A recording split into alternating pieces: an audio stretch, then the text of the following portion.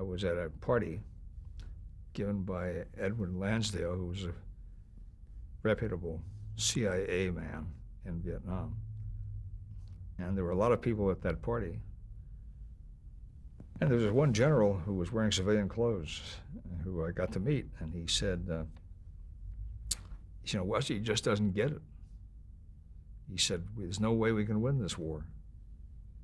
He said, we should find a way out with dignity and get out.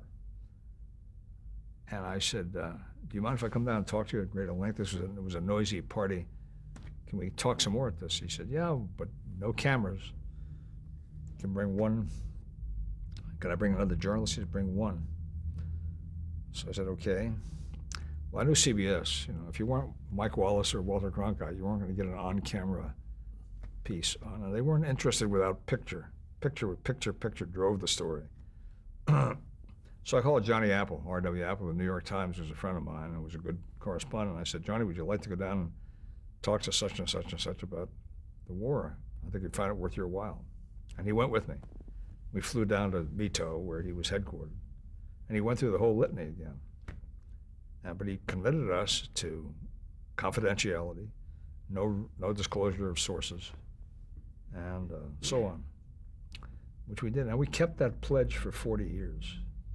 I mean, every time there was an anniversary, I would call him in Hawaii, where he was, and I said, are you willing to identify yourself now? No, he didn't feel that was right. He didn't want to embarrass Westmoreland, who insisted that no general would say what this guy was quoted as saying. And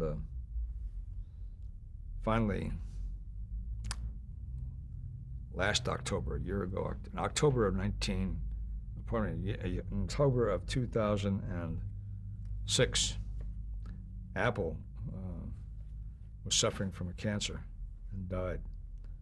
And I called this general again, and I said, he's gone, but I think in tribute to him and his pledge of confidentiality, we've protected you all these years. I would hope you wouldn't mind if we told the story once again in tribute to him. And I think it's a demonstration that reporters do know how to keep the confidentiality of their sources. And he finally agreed. So General Frederick Weyand, who later became Army Chief of Staff, agreed to let me identify him in a piece I wrote in the New York Times. He turned out to be really a terrific human being. He was a Berkeley graduate.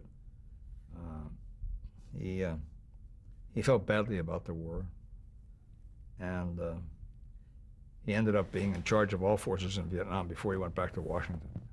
But that story caught a lot of attention in the United States.